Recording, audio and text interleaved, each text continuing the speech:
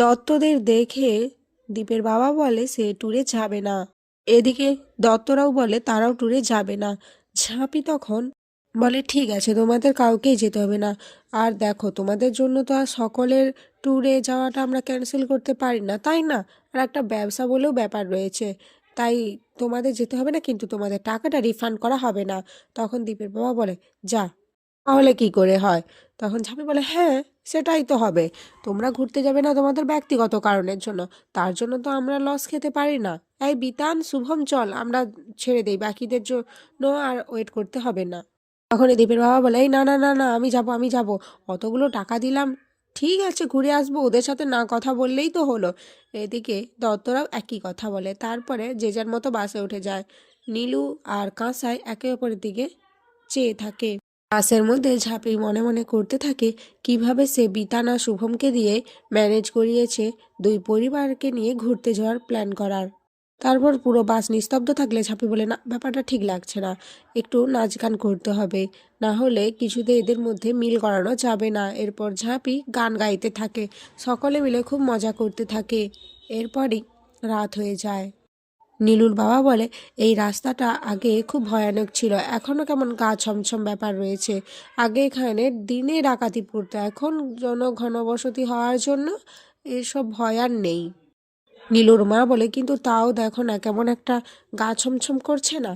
তখনই বাস থেমে যায়। সকলে বলে কি ব্যাপার, কি হলো, বাস থেমে গেল কেন? তারপরেই দেখা যায় একদল ডাকাত উঠে আসে। ডাকাতের দেখে সকলে খুব ভয় পেয়ে যায়। এরপর ডাকাতরা একে একে সবার কাছে ফোন কেড়ে নেয় আর বলে যার যার কাছে যা কিছু আছে সব যেন তাদের দিয়ে দেয়। এরপর নীলুর বাবা বলে ওই যে দামোদর সরকার রয়েছে, ওর তো কোটি কোটি টাকা রয়েছে, ওর কাছ থেকে টাকা নাও আর আমাদের ছেড়ে দাও। তখন দীপের বাবাও বলে কি, আমার কোটি কোটি টাকা? আমার কোনো টাকা নেই, তোর টাকা রয়েছে, আর আমি আমার টাকা কেন দেবো রে? তুই দিতে চাইলে তুই দে। এভাবে দুই পরিবারের মধ্যে আবারও ঝামেলা লেগে যায়। তখনই ডাকাত বলে চুপ, একদম চুপ, আমরা কাউকে ছাড়বো না। এই একে একে সবাই নিচে নাম, পাশ থেকে নিচে নাম, না হলে কিন্তু আমি সকলকে এখানে গুলি করে দেব। এরপর সকলে একে একে করে সেই ডাকাতদের ডেরায় যায় আর সেখানে গিয়ে দাঁড়িয়ে থাকে। এরপর ঝাঁপি মনে মনে ভাবতে থাকে যে কিভাবে সে যাত্রাপালার লোকদের দিয়ে এই ডাকাতের অভিনয় করাচ্ছে। আসলে এই ডাকাতরা কেউ আসল ডাকাত নয়, সকলেই যাত্রাপালায় অভিনয় করত।